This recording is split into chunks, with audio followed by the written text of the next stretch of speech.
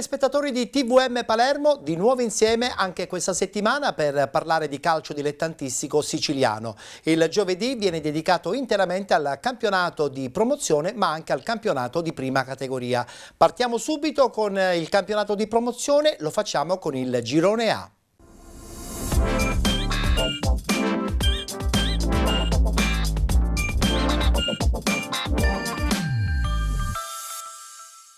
Domenica si è giocata la quinta giornata di andata, eccola qui la schermata dei risultati. Cus Palermo Aspra 1-1, Bagheria 90-011 batte Renzolo Piccolo 2-1, Alcamo 1928 Sport Palermo 0-0, Fulgatore batte Mazzara 2-0, Bagheria Calcio batte Montelepre 3-2, Regina Mundi batte Margheritese 2018 4-0 ed infine Valderice Calcio batte Borgetto Giardinello 3-2. Balza al primo posto in questo girone A del campionato di promozione la squadra palermitana del Regina Mundi. Al primo posto con 13 punti, con 12 Bagheria Calcio, 11 punti Cus Palermo, con 7 punti Sport Palermo, Montelepre e Bagheria 90-011, con 6 punti Aspra, Borgetto Giardinello, Renzolo Piccolo, 5 punti per il Fulgatore, con 4 punti Alcamo 1928, Valderice Calcio e Mazzara. Chiude la classifica la Margheritese 2018 con 3 punti.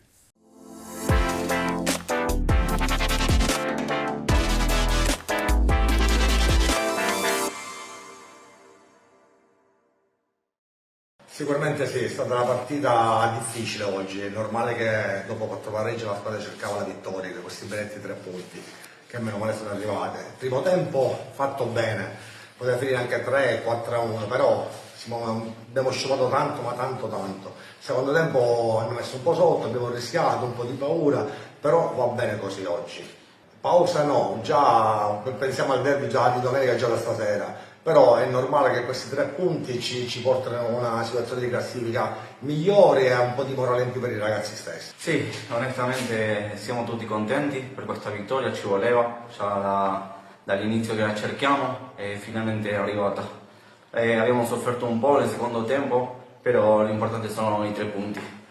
Sì, piano piano cominciamo a conoscerci tra di noi e la squadra, come hai detto tu, comincia a girare. Quindi è il lavoro della settimana che facciamo ogni giorno, dal martedì, e niente, ora la testa alla prossima partita. Niente, con calma io penso che i risultati arrivano, quindi penso che faremo bene, faremo un bel campionato.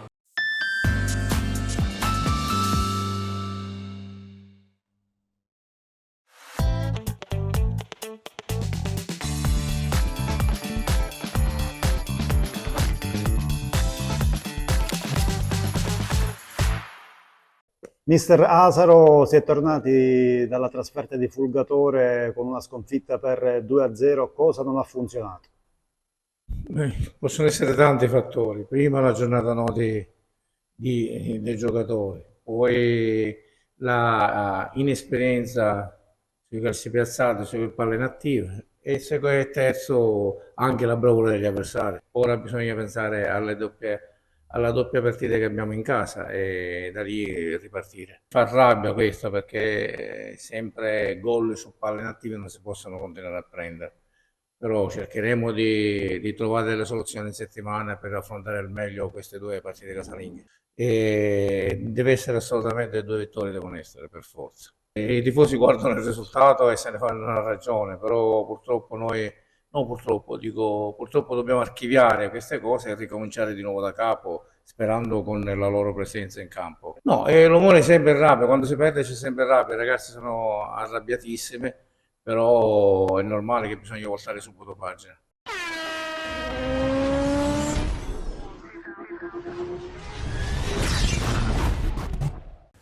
E dopo il girone A passiamo subito al girone B del campionato di promozione.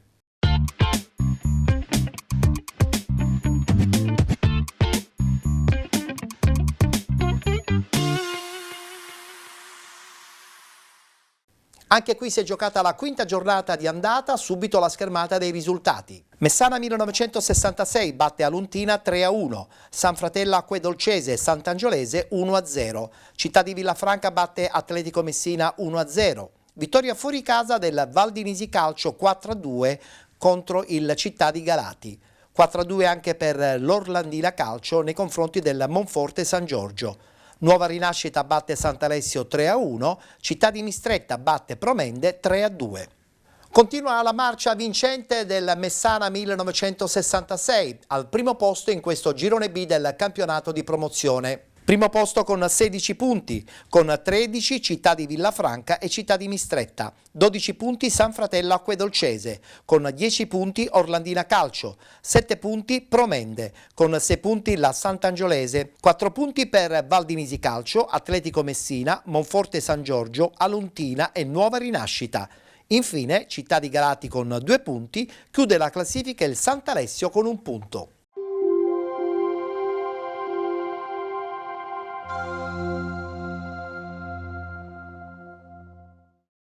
Vincere per consolidare le zone nobili di classifica e non perdere ulteriore terreno dalla vetta. Il Città di Villafranca è una delle grandi protagoniste in questo inizio stagione. I biancoverdi occupano il secondo posto in graduatoria a quota 10 punti a pari merito con il Città di Mistretta. Al Marullo di Visconte va in scena la quinta giornata del campionato di promozione contro Atletico Messina. La compagine ospite si trova a metà classifica a quota 4 punti ed è reduce dal pareggio per 1-1 contro il Città di Galati. Città di Villafranca che si schiera con Giuffrida, Gemellaro, Cordimag, Bonda, Romeo, Gazzetta, D'Angelo, Visconti, Riccardo Libro, Mangano, Marco Libro. Primo tempo che si apre subito col Villafranca in avanti da Riccardo, Marco Libro. Il pallone finisce alto al 10°, cross di Romeo. Il pallone in zona Foti che tocca verso la propria porta, brivido per la porta biancazzurra. Minuto 16, ancora Città di Villafranca che ha iniziato sicuramente meglio. Marco Libro prende la mira dalla distanza, vola Previdi e allontana il pericolo. Minuto 22, Cuscina arma Farina a destra, il pallone in area di rigore, Farina lo rimette in mezzo e c'è la deviazione di Romeo in calcio d'angolo. Minuto 26, palla dentro di Gemellaro, c'è il tocco di Bancheri, il pallone che sfiora il palo e ancora una volta una clamorosa autorete. Minuto 29, l'angolo delle Città di Villafranca, Marco Libro per Cordima che colpisce il palo calciando al volo. Grande chance per il capitano biancoverde. Al minuto 33 però ci sono dei problemi per il duo tecnico Cannao Mazzeo, fuori Marco Libro, tocca a Iovine, 35esimo, conclusione che viene sventata da Giuffrida, l'Atletico Messina è Sornione, ma c'è attenzione però alle trame del Città di Villafranca che al 39esimo da Cordima Romeo si libera con una bella giocata, Gemellaro gli restituisce il pallone, il numero 3 va a calciare, la mette fuori. Minuto 42, Cordima avvia l'azione mettendo a sinistra da Romeo, cerca il lungo linea su Visconti che irrompe in area di rigore davanti a Previdi, lo batte sul primo palo e il gol dell'1-0 del Città di Villafranca. 3 dalla fine del primo tempo si sblocca il risultato con questo gol in scivolata da parte di Visconti, perfetto però anche in lungolinea di Romeo per l'assist, si festeggia l'1-0 a Visconte. Nel frattempo termina il primo tempo, 1-0 dunque per la formazione che adesso è la vice capolista del girone. Inizia la ripresa, la Corte incorna il pallone sul fondo su cross dalla sinistra, poi entra Costa ed esce D'Angelo. 58esimo, Gazzetta allarga il pallone a destra per Riccardo Libro, 1 contro 1 col diretto avversario, poi da uno sguardo in mezzo la mette con la mancino, c'è l'inserimento per il colpo di testa di Gazzetta, super Previdi dice no. 61esimo, Atletico Messina che prova a rientrare in partita, il pallone aperto a destra dove Farina supera il diretto avversario, va alla conclusione in due tempi, il portiere Giuffrida la sventa. Minuto 62, chance per Di Vincenzo al posto di Gemellaro. 65esimo, calcio di punizione di Riccardo Libro, il pallone disinnescato da Previdi.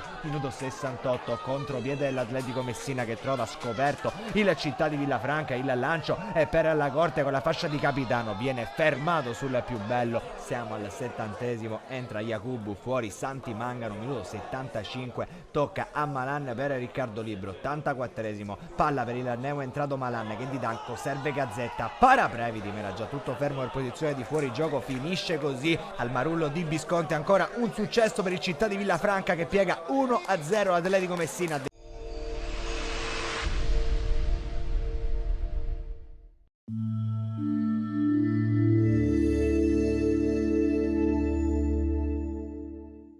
Il Festival del Gol al Ducezio Nello Parafioriti premia la Val di Nisi che agguanta la prima vittoria stagionale al cospetto del Città di Galati, beneficiario di 3 penalty e che ha chiuso il match con la doppia inferiorità numerica.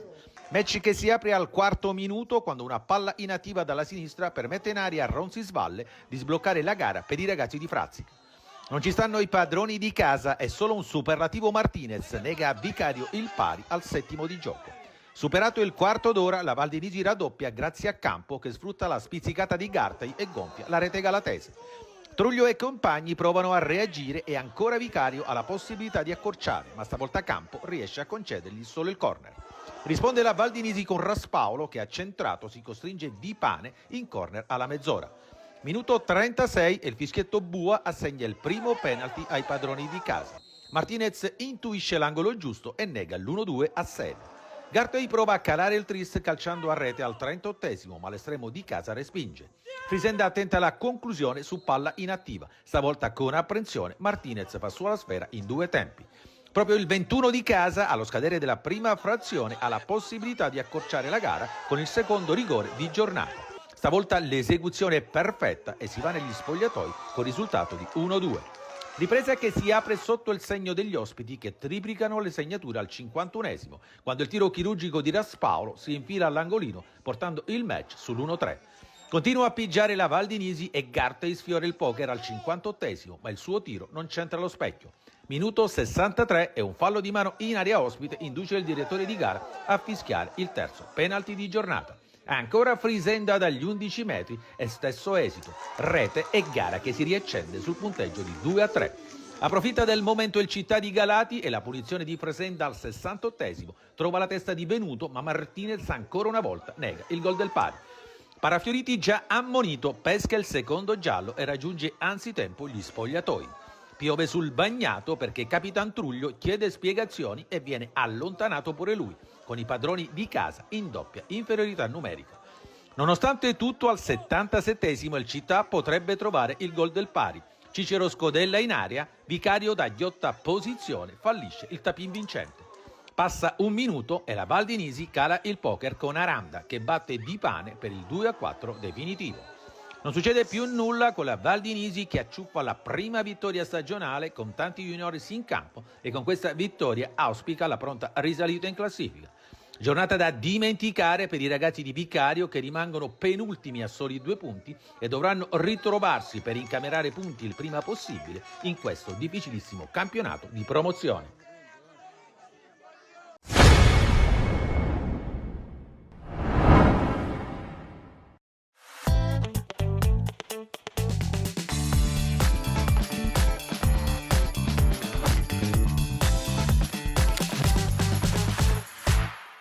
Ancora una prova di forza della città di Mistretta che passa anche allo Scirea di Santa Lucia del Mela, batte la Promende con un gol al 90° del solito Salerno e si conferma al secondo posto in classifica nel girone B di promozione. Con le immagini di Davide D'Amico vediamo la sintesi che si apre con i biancoazzurri che sfiorano subito il vantaggio in apertura con Dominguez, ma poi subiscono il ritorno dei lucesi che prima fanno le prove del gol per 2 volte, trovando in una di queste anche un super D'Amico a negare a Sowe la gioia del vantaggio, e poi al 13° di gioco fanno centro proprio con Sowe che da fuori aria toglie la sicura al mancino portando avanti nel punteggio i giallorossi. Locali che subito dopo sciupano anche la rete del raddoppio con Touré che da 2 passi spara alto sulla traversa. Il Mistretta non ci sta e dopo la punizione di Salerno che costringe Capilli agli straordinari, i biancoazzurri ribaltano in 2 minuti la sfida trovando prima la rete del pareggio con Ducure che al 26° di testa mette alle spalle del portiere la punizione di Moisello e poi si portano in vantaggio al minuto 28 con Gagliano che riprende la respinta di Capilli e da pochi passi firma il sorpasso per i suoi. La Promende avrebbe subito 2 buone chance per acciuffare il pareggio, ma i giallorossi le sprecano malamente non centrando la porta mastratina da posizioni vantaggiose. Dall'altra parte invece il Mistretta a sciupare il tris con Gagliano che solo davanti al portiere si fa respingere il tiro a colpo sicuro. Decisiva risulta qualche minuto dopo anche la parata di D'Amico sulla zuccata ravvicinata di Touré. Pareggio che la Promende trova comunque al tramonto del primo tempo quando il signor Alessandra concede calcio di rigore ai giallorossi e dagli 11 metri Ballarò non sbaglia mandando le due squadre all'intervallo sul punteggio di 2-2. Nella ripresa locale ancora in avanti, ma prima Belbruno è decisivo nell'anticipare Lembo in angolo, mentre il colpo di testa di Dama subito dopo finisce alto sulla traversa. Capovolgimento di fronte ed è Salerno da pochi passi invece a sciupare il gol del vantaggio per i biancoazzurri. Poi però i giallorossi tornano a spingere reclamando anche un possibile calcio di rigore su Touré, sul quale il fischietto di Enna dice di no. Quindi Touré di testa manda di poco alla destra di D'Amico e qualche minuto dopo i lucesi troverebbero il gol del vantaggio su calcio piazzato di Ballarò, ma il direttore di gara, su indicazioni del secondo collaboratore, annulla tra le vibranti proteste dei giallorossi. Padroni di casa che insistono e colpiscono la traversa con Ballarò da corner e poco dopo chiedono anche un altro possibile penalty sempre su Touré, ma anche in questo caso il signor Alessandra lascia giocare. Con la Promende ridotta in 10 uomini per l'espulsione di Dama, il Mistretta assesta il colpo letale al 90° quando Salerno raccoglie l'invito di Giordano e col sinistro fulmina Capilli, facendo così Promende 2, Mistretta 3 e per Salerno si tratta della sesta rete in 5 gare di campionato. Nel finale l'assalto disperato dei locali non produce il pareggio sperato e così il Mistretta sale in classifica a quota 13 punti, a -2 dalla Messana capolista, mentre la Promende rimane ferma a 7 punti.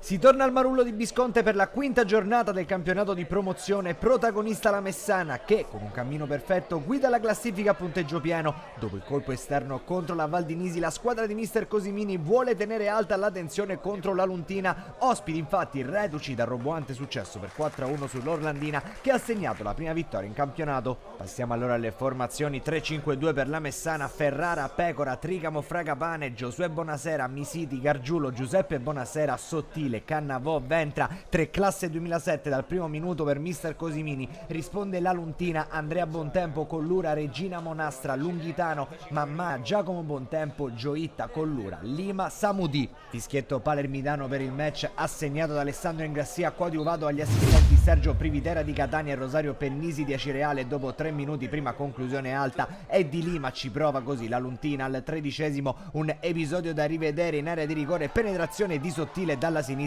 viene toccato forse da un difensore e cade, ma per il direttore di gara si può proseguire. 24°, cross insidioso di Fragapane contenuto da Bontempo in 2 tempi, minuto 26 addirittura. Dal rinvio di Ferrara si innesca l'azione offensiva della Messana con Ventra che ci crede sul pallone, cerca il sombrero, pallone allontanato poi su Bonasera che cerca il cross, Cannavò la mette, poi non riesce a imprimere forza alla conclusione ancora tra le braccia di Bontempo. Minuto 31, la Messana pressa, il giro palla invece dal basso non premia la Luntina, Misiti riconquista il pallone, cerca il destro di controbalzo, la sfera termina al lato. Minuto 36, la Messana troverebbe il gol del vantaggio, punizione di Bonasera, forse la sfiora Cannavò, in ogni caso sarebbe stato fuori gioco, ma questa è la posizione al momento della punizione di Bonasera. Si arriva allora al minuto 37, sul versante opposto il cross è di Lima, il colpo di testa cercato così da Samudì tra le braccia di Ferrara. Minuto 40, calcio d'angolo di Gargiulo, pallone che viene probabilmente sfiorato da Lunghitano e Regine, alla fine finisce alle spalle di Bontempo e 1-0 Messana. Si sblocca così il risultato, ancora decisivo il centrocampista Diego Gargiulo, mentre Ventra cade in area di rigore e soprattutto Mammana alla fine la tocca anche con un braccio, secondo il direttore di gara è tutto involontario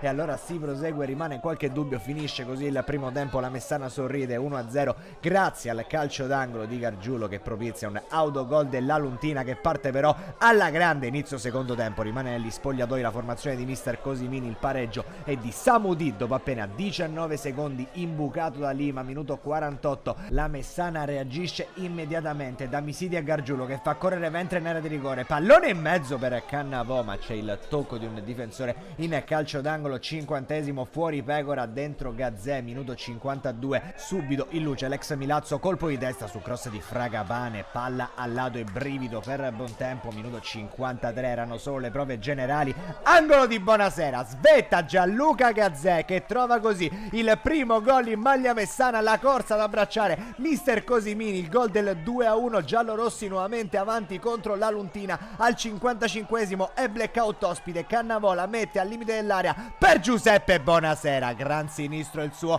che finisce all'incrocio dei pali. Di nuovo si corre verso il tecnico milazzese a festeggiare ed è 3-1 della Messana che mette definitivamente in discesa la propria partita. Sono bastati pochi minuti alla formazione locale per invertire completamente la rotta. Minuto 57 entrano Ardire e Barbera per Ventre Sottile, 65esimo Gazzè per Barbera che combina con Cannavò, poi Barbera alza la mira da buona posizione. Al 70esimo c'è un tentativo della Messana grazie a questa sventagliata di Gargiulo per Barbera che propizia così un calcio di rigore netto. Infatti il tocco con la mano di Gollura, dal dischetto si presenta Antonio Cannavò, il capitano ci prova ma a buon tempo dice no. Bonasera sul palo, l'azione prosegue, Gargiulo si gira in area di rigore, incredibile il salvataggio sulla linea di Monastra sul secondo tentativo di Cannavò, clamoroso anche il palo e la possibile doppietta di Giuseppe Bonasera. Dall'altra parte il palo lo colpisce Giacomo Bontempo su calcio di punizione, 81esimo, fallo di Gollura che si becca il secondo cartellino giallo, non viene subito ravvisato al direttore di gara che viene richiamato all'attenzione. Eccolo qui allora il conseguente rosso, minuto 85, esordio in maglia messana per l'ex Primavera Messina Crisafulli, 87esimo dentro Viscuso per Gargiulo, non c'è più tempo, game over alla Marullo di Visconti, la Messana fa 5 su 5, percorso netto fin qui in classifica in campionato. Mercoledì si torna in campo, ritorno della Coppa Italia, secondo turno in casa del Monforte. Un cordiale saluto e come sempre alla prossima.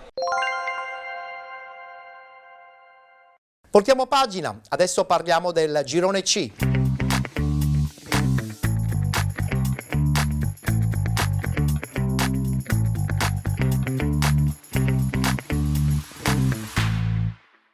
Subito la schermata dei risultati, quinta giornata. Camarat 1972 batte Aragona Calcio 2-1, Belpasso 2014 Gemini Calcio 0-0, Giarre Calcio batte Serra di Falco 2-1, Nicosia e Santa Domenica Vittoria 2-2, vittoria fuori casa per il Santa Venerina 3-0 contro il San Pietro Calcio ed infine Villarosa San Sebastiano batte RSC Riposto 1-0, ha riposato il Casteltermini. E il Camarat al primo posto in questo girone C del campionato di promozione, al primo posto con 12 punti, con 10 Giarre Calcio. 9 punti Nicosia, con 8 Santa Venerina e Santa Domenica Vittoria, 7 punti Aragona Calcio, con 6 punti Villarosa San Sebastiano, 5 punti per Gemini Calcio ed RSC Riposto, 4 punti per il Belpasso 2014 ed infine 3 punti per Serra di Falco e Casteltermini, 0 punti per il San Pietro Calcio.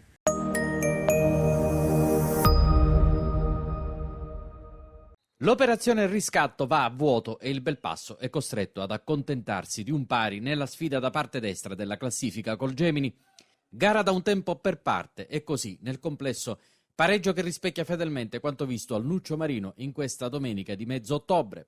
I biancazzurri non decollano, una vittoria in 5 gare, quella di 2 settimane fa sul Santa Domenica Vittoria, adesso il primo pareggio stagionale.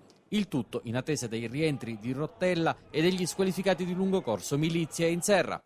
Così con Gallo al rientro dopo il brusco KO di Santa Venerina, Lupo parte dalla panchina ed il protagonista di giornata diventa Federico La Rosa, pronto ad evitare un inizio sciocco durante le sfuriate offensive del Gemini, a firma di Collei, Ovusu e Mangiapane.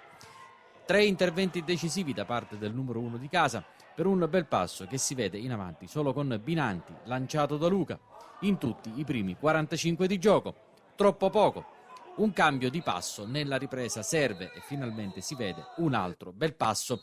Subito Santa Maria vicino al gol, da calcio di punizione di Luca respinta da Demiere, irrompe di testa il centrale difensivo etneo che svetta e alza la mira. Al 10° Binanti largo per il russo che potrebbe sfruttare meglio questo pallone ma si lascia tradire dalla fretta e si va avanti sulle reti bianche. Tirri poi, qualche apprensione per questo scontro di gioco, ma il capitano ce la farà. Va da Gallo che di destro impegna il portiere ospite a terra. I cambi del tecnico Dario Suriano prima dell'arrembaggio finale. Entrano in diversi momenti Lupo per la Spina, siamo al 58°, Damiano Alberio al 76° per Russo, e 3 minuti più tardi Randazzo per Binanti. La spinta è al top da parte del Belpasso, che fa sussultare l'intero Sangaetano con un sinistro al millimetro di cannone, palla che sfila di un soffio fuori. L'unica opportunità del Gemini è in questo pericolosissimo colpo di testa di Scrutato sul primo palo, lasciato solo sugli sviluppi di un tiro dalla bandierina. Questo il solo e unico spazio concesso dal Belpasso, indubbiamente più quadrato rispetto alla prima parte di gara in sordina. A 10 dal termine Lupo per Luca, che si allunga troppo la sfera sul più bello, per poi confezionare qualche minuto più tardi una grande chance che parte dalla grinta di Santa Maria e dalla freschezza di Alberio e Randazzo. Dal centro alla corsia destra, cross che attraversa tutta l'area, Luca la gira di destro da fermo e dal limite, incrocio sfiorato e il Belpasso rimane a secco nonostante la grande volontà di sbloccarla. Episodio arbitrale quasi nel recupero che sbarra la strada ai biancazzurri. La possibile concessione di un calcio di rigore che, a giudicare dalle immagini, sembra netto col braccio di un calciatore in maglia rossa che devia la traiettoria del tiro di cannone. 0-0 il finale, Belpasso a piccoli passi che muove la classifica e sale a quota 4 ed è adesso chiamato a sfatare il tabù trasferte sabato a Serra di Falco, trasferta lunga e carica di insidie ma da affrontare con lo spirito del secondo tempo di oggi.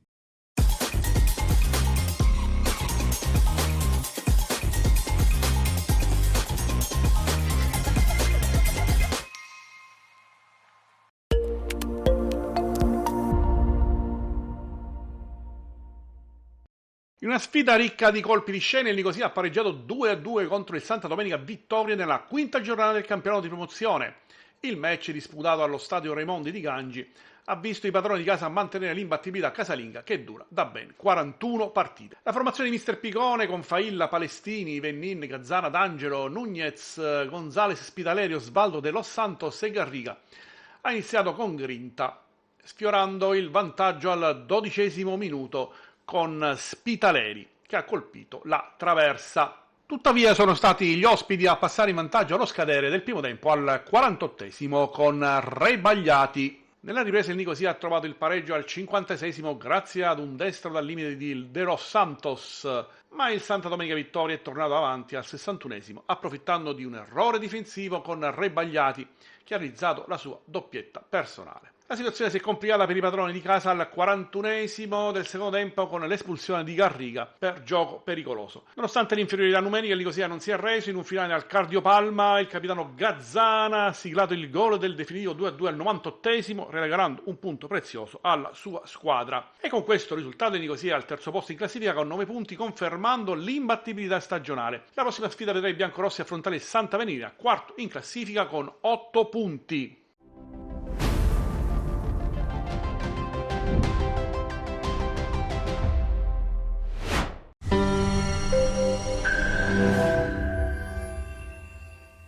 Dopo la vittoria rimonta nel derby contro l'RSC Riposto, il Giare torna tra le mura amiche per ospitare il Serra di Falco, avversario fin qui imbattuto e che ha pareggiato tutte le partite giocate per 1-1. Ritmi bassi nei primi 20 minuti di gioco, Spampinato cerca Sinatra, di prima per Tornitore, apre bene sul Leotta a sinistra, può andare all'1 contro 1 Leotta, uno sguardo in mezzo, il cross ancora per Tornitore, anticipato sul più bello. Ancione si libera con una finta di corpo e lancia sulla fascia destra per Tornitore, punta Di Marco, sterzata di Tornitore, il cross mancino al centro per Mongelli che manca di testa l'appuntamento col gol. Si fanno vedere anche gli ospiti in avanti, rimessa laterale di Nuccio, lungo all'interno dell'area, la palla passa, non si capiscono Spampinato e Tomaselli e Piazza ne approfitta e segna alla prima vera occasione un gol praticamente regalato dal Giarre. Il Serra di Falco va in vantaggio con Piazza. Ultimo minuto del primo tempo, gli ospiti attaccano dopo il gol dell'1-0. Piazza vede il movimento di Mastro Simone, lo serve, Mastro Simone il tiro, grande parata di Tomaselli. Nella ripresa i gialloblu alzano subito i ritmi e schiacciano gli avversari nella propria metà campo. Sinatra riceve da Leotta, attorniato da 4 difensori, poi scarica su Mongelli in aria. Mongelli, il cross basso per Barbagallo, respinge rigata con i piedi. Sinatra spinge sulla destra, prova ad accentrarsi, salta un avversario con una grande finta e poi la lascia a Mongelli. Mongelli, la conclusione, grande parata di rigata che la toglie da sotto l'incrocio. Pressing furibondo dei giarresi che provano a recuperare palla, ci riesce qui Ancione che la porta via Giardina. Ancione scarico a destra per Leotta, Leotta il cross sul secondo palo, testa di Mongelli, traversa. Continua l'assedio dei padroni di casa, Barbagallo, il cross libera la difesa, alimenta l'azione però Ancione, che allarga nuovamente a sinistra verso Barbagallo, il controllo, Barbagallo, il traversone dentro per Mongelli di testa, sfiora il palo, sfortunatissimo l'attaccante giallo-blu. 64esimo, Ancione va al lancio lungo a cercare Dumitrascu, che fa scorrere per Mongelli. Mongelli la lavora col petto e poi serve in profondità Dumitrascu, che parte accelerando sulla sinistra. Dumitrascu, il cross, lascia scorrere Leotta. Mongelli la conclusione, ancora fuori. Ancione in profondità per Mongelli, che la mette giù col petto e si allarga a destra. Resiste una carica di un difensore, il traversone teso, ci mette la mano alicata, poi libera temporaneamente la difesa. Tornitore tiene viva la manovra, ancora Tornitore, cross dall'altra parte per Mongelli, palo esterno. Forcing senza sosta del giallo-blu, Barbagallo alza la testa, mette morbida verso l'aria, lascia scorrere Tornitore, tocca Mongelli, Leotta da pochi passi, alto sopra la traversa. Serra di Falco che non riesce più a uscire, chiuso nella propria metà campo. Barbagallo per Ancione. Ancione morbido sul secondo palo, verso Leotta, il controllo. Leotta, il traversone, in aria Nicotra l'acrobazia, miracolo di Licata e poi la difesa allontana. Minuto 79, punizione affidata a Leotta, che va a lungo sul secondo palo, verso Mongelli, miracolo ancora di Licata, poi Spambinato, salvataggio, arriva Bozzanga, che rompe il sortileggio che c'era sulla porta del Serra di Falco e trova il pareggio, il primo gol con la maglia giallo-blu in 2 anni per Daniele Bozzanga, nel momento più importante il Giarre trova il pareggio. Adesso si apre la caccia al vantaggio, punizione di Bozzanga, in aria per Mongelli, che colpisce male. Ancione nel cerchio di centrocampo, smista su Bozzanga. Si fa vedere Barbagallo che riceve. Barbagallo, un ennesimo cross. Torre di Mongelli, ci arriva Tornitore che anticipa il portiere. Vincenzo Tornitore, l'uomo della provvidenza, ancora a segno. Secondo gol consecutivo, secondo gol pesantissimo. Dopo quello del derby che valso 3 punti, anche questo può valere 3 punti. Un'altra rimonta, un'altra vittoria delle fortissime emozioni. Il Giarre supera il Serra di Falco mettendo in campo un cuore e una voglia infiniti. Ad un primo tempo giocato sotto ritmo, ha fatto da contrattare una ripresa giocata con incessante furore agonistico, tantissime occasioni e bel gioco. La squadra di Sebi Catania deve limare ancora qualcosa perché ancora un'indecisione difensiva poteva costare cara, ma la strada vista nel secondo tempo è quella giusta. Giallo-blu adesso soli al secondo posto in classifica, a -2 dal Camara. Sabato prossimo trasferta tutt'altro che semplice contro il Santa Domenica Vittoria, partita da affrontare con la massima attenzione.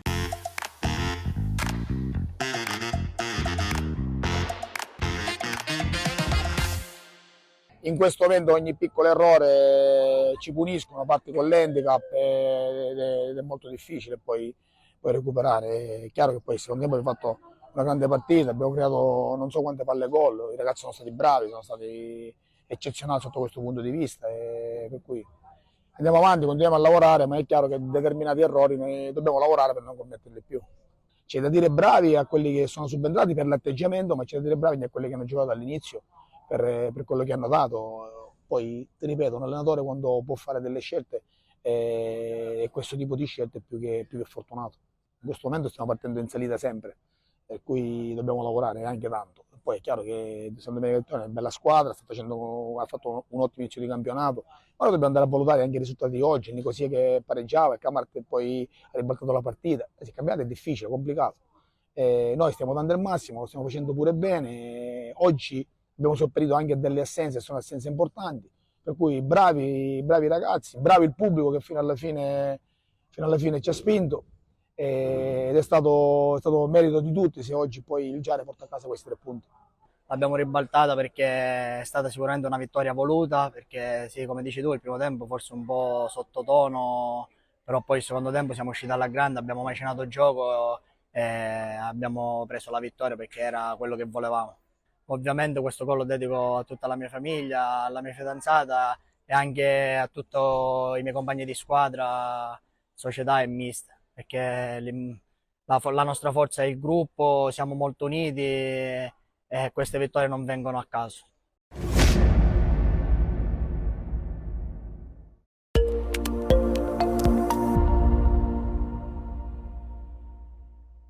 Beh, diciamo che è stata una sconfitta meritata, purtroppo abbiamo approcciato male la partita, abbiamo regalato un tempo, Nel secondo tempo ci siamo ripresi un po', abbiamo avuto delle occasioni e non siamo stati bravi a concretizzarle. Purtroppo questo è un periodo in cui in certi frangenti della partita produciamo tanto ma non riusciamo a concretizzare. Bene, i ragazzi sono concentrati, domani ci attende il ritorno col Valdinisi e il bello del calcio appunto che ti dà sempre la possibilità di poterti rifare dell'amarezza derivante dalla sconfitta di domenica, quindi siamo pronti e daremo il massimo per poter passare il turno.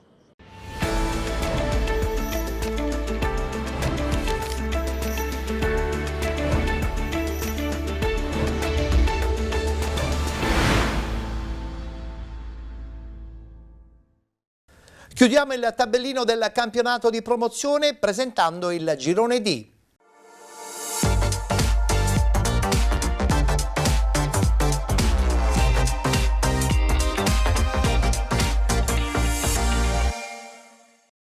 Continua l'ascesa del Niscemi FC, giunto già alla quinta vittoria consecutiva, ma guardiamo i risultati.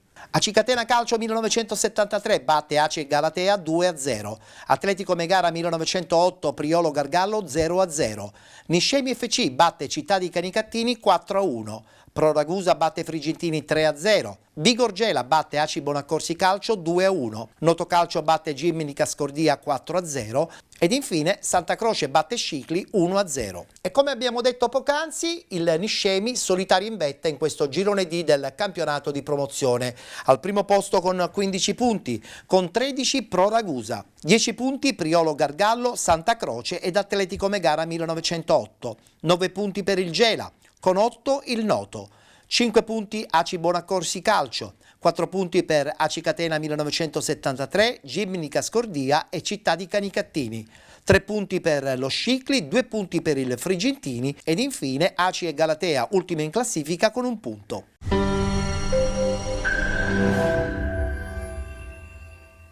Stiamo iniziando a prendere forma, come avevo detto qualche settimana fa, siamo ancora un cantiere, quindi stiamo lavorando, stiamo cercando di rendere la cosa più quadrata possibile e quindi siamo contenti. Oggi tra l'altro abbiamo preso anche 3 punti, la prima vittoria in campionato e quindi questa è una cosa importante. Però devo dire che la cosa importante oggi è che vedo la continuità di lavoro, vedo oggi una squadra, un collettivo, ho visto un gruppo di ragazzi che ha voluto portare il risultato a casa, considerando che secondo me questo è un campo difficilissimo e non mi riferisco solo al terreno, ma è un campo difficile perché loro sono una squadra secondo me buona e metterà in difficoltà chiunque qui. Infatti Niscemi credo che non so se era la prima o la seconda giornata ha fatto molta fatica, togliendo magari con sincerità le prime 2-3, però col Priolo che era la partita del nuovo corso per intenderci, quindi quello un po' della rivoluzione della rosa eccetera eccetera, col Priolo scusatemi, col Pro Ragusa è stato un 2-3 dove sinceramente se avessimo pareggiato non ci sarebbe stato nulla da dire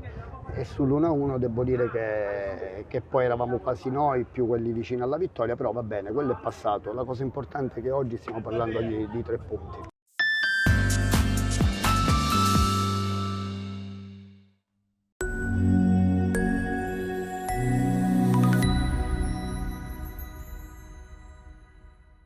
La Bigorgela torna alla vittoria dopo 2 KO di fila, lo fa con un 2-1 sull'Aci Bonaccorsi Calcio al Vincenzo Presti nella quinta giornata del campionato di promozione. Prima grande occasione per la Bigorgela si presenta ad appena 30 secondi dal fischio d'inizio, con De Leonardis che davanti la porta sbaglia la conclusione calciando oltre la traversa. Brivido per i padroni di casa al 12°, salvati da Mangione che pare in uscita bassa. Torna protagonista al 21° minuto Mangione che con il giusto tempismo risponde parando il tiro di Divenuto diretto in porta.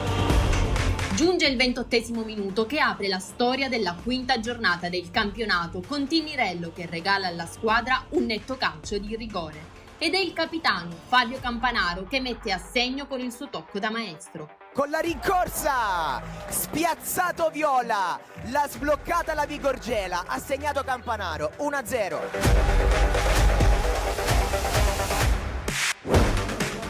Allora inizia il secondo tempo di Bigorgela Aci Bonaccorsi. Al 15° minuto trema la porta biancazzurra per un potente tiro di Spampinato che di poco oltrepassa la traversa. Gli animi si scaldano alla ricerca di nuove occasioni e al 33esimo minuto è ancora l'Aci Bonaccorsi che in attacco con Divenuto brucia il pareggio. Occasione sprecata anche per i biancazzurri che al 35esimo non conquistano il raddoppio. È al 42esimo che la partita cambia volto con un gol messo a segno da Divenuto, ponendo le squadre sul pareggio. Al 46esimo un fuorigioco segnalato dal guardalinee annulla un gol di Campanaro. Campanaro! Incredibile! Fuori gioco! C'è il fuorigioco! L'aveva messa dentro Campanaro che è già ammonito e rischia con qualche protesta di troppo. Ma non è ancora detta l'ultima parola. Contro ogni aspettativa la partita si conclude con un 2-1 grazie alla freddezza e al temperamento di Kevin Strabone, che negli ultimi minuti incanta il portiere e mette in rete. La Vigorgela si impone e incassa il bottino pieno della quinta giornata del campionato di promozione.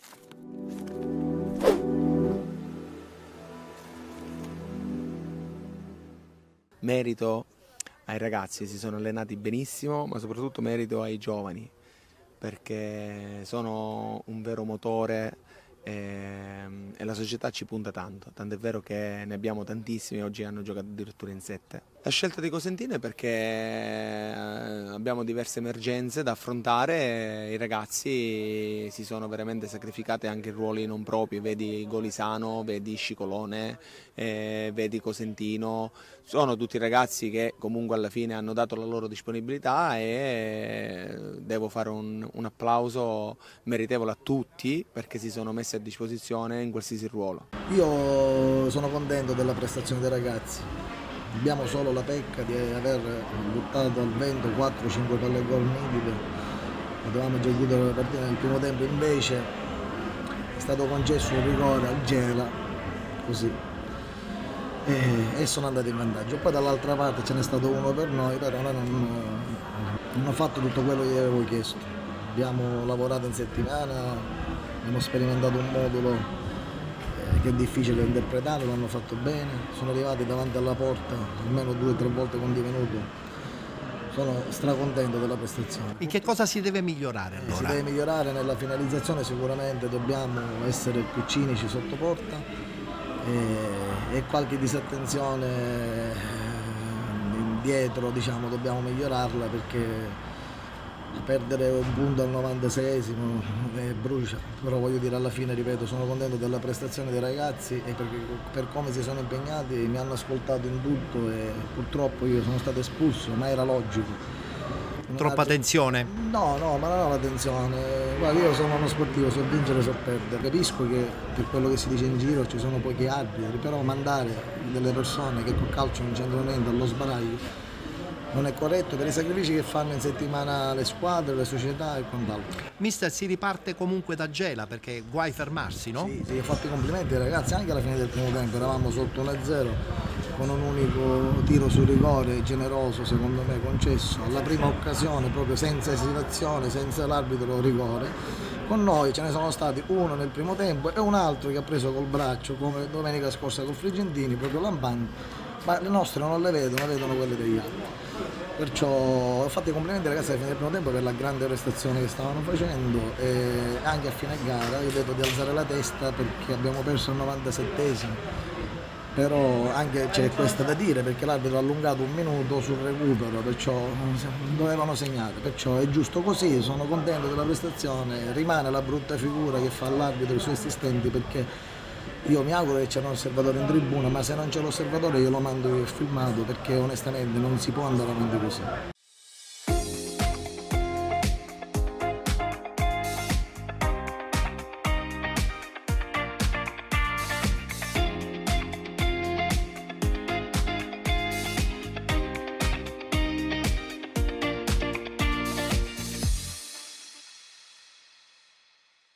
Dopo lo spazio dedicato alle giornate che si sono disputate domenica, adesso subito il rullo dei risultati della Coppa Italia che si è giocata ieri mercoledì.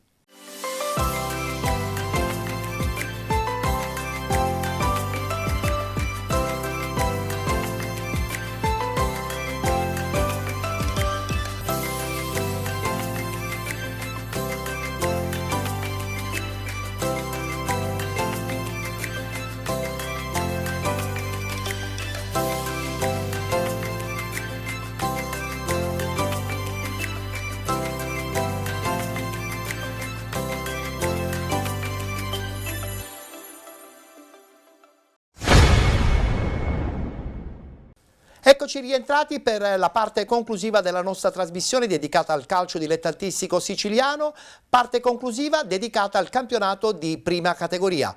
Adesso guarderemo subito il rullo con i risultati, le classifiche e anche le immagini.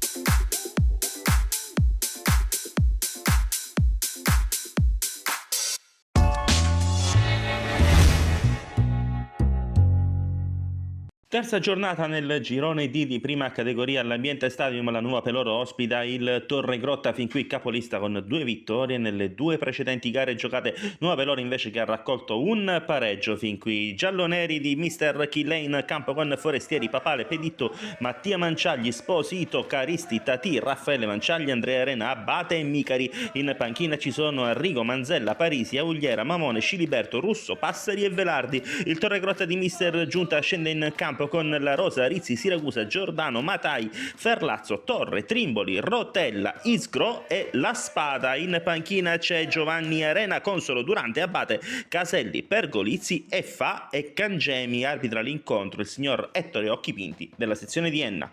A costruire dal basso il Torregrotta c'è un lancio lunghissimo e profondissimo, un'incomprensione con Caristi, il tocco all'indietro, prova ad approfittarne con il numero 7 Torre che cade nel contatto con Forestieri, il suo pallonetto termina al lato, non c'è niente per l'arbitro Micari.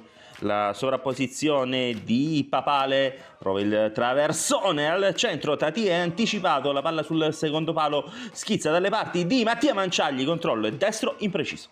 Palla dentro, è interessante per Tati, si oppone la rosa con il corpo, prova a giocare la sfera Valerio Abate, gliela soffia Trimboli che trova una traccia molto interessante per Rotella, il controllo, il raso terra dal limite che non inquadra la porta, è una buona occasione per i tirrenici. La palla sventagliata sul fronte opposto, Siracusa mette giù ed è calcio di rigore.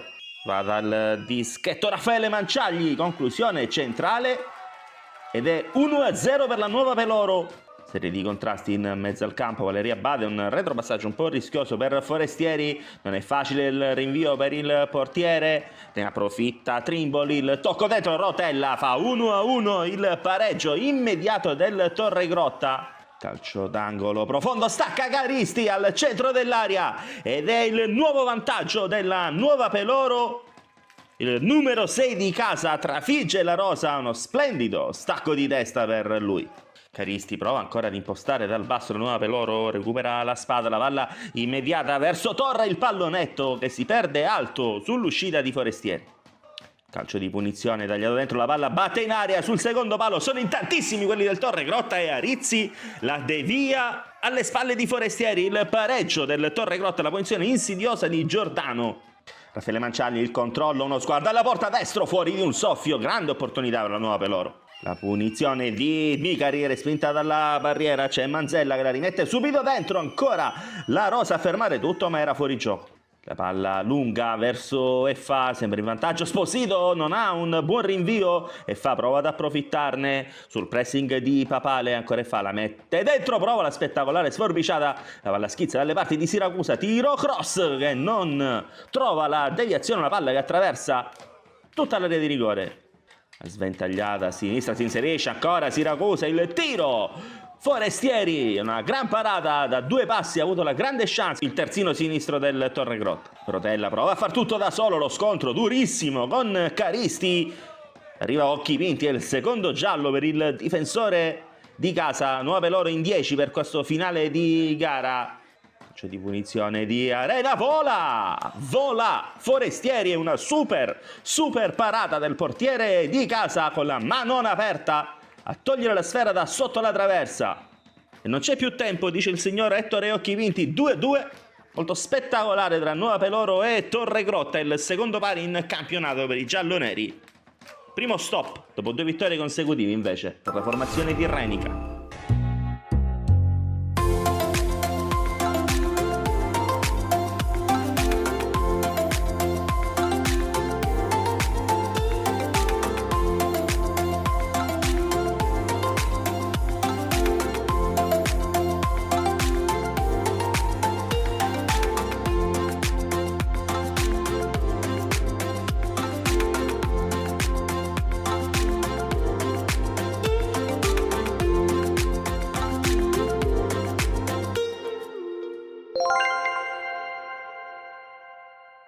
Campanarazzo Città di Belpasso, partita valevole per la terza giornata di campionato della terza categoria Girone E, si conclude con un pareggio per 1-1. I padroni di casa venivano da una sconfitta in trasferta contro la Virtus Etna, quindi cercavano un riscatto qui in casa con i propri tifosi. In realtà la partita si rivelerà molto maschia, dove a prevalere sono stati principalmente la fisicità e i contrasti, senza creare troppe occasioni da rete da entrambe le parti. Qui vediamo i nostri con una bella azione, un cross dalla destra sulla testa del numero 15 Giuca, che però non riesce a trovare la rete. Ma è proprio nel primo tempo che il Belpasso riesce a passare in vantaggio con una gran bella azione trasformata poi in gol da Cenzabella, che significa quindi 0-1. Subito dopo il gol ci vorrebbe una reazione per i nostri, ma è proprio il Belpasso che con un contropiede micidiale trova un'occasione per il suo numero 9 pazzesca, ma è il nostro gran portiere Tomaselli che riesce a salvare il tutto. Poi qui noi ancora ci proviamo, ancora con Giuca che non riesce tutto da solo contro il portiere a trovare la via del gol. Nel secondo tempo le occasioni nitide non sono tante, vediamo qui il Belpasso che ci prova pure con qualche cross, ma niente di fatto, fino a quando non arriviamo proprio nei minuti finali con Spina che si leva prima a 2 avversari, poi ci prova da fuori e firma il gol del 1-1, che vuol dire pareggio. Al recupero inoltrato i nostri ci provano, ormai cercano di vincerla con 2 calci piazzati qui di Benedetto che la mette sulle mani del portiere, poi un altro calcio d'angolo, niente di fatto, ed è qui che l'arbitro fischia 3 volte e quindi Campanarazzo 1, Belpasso 1.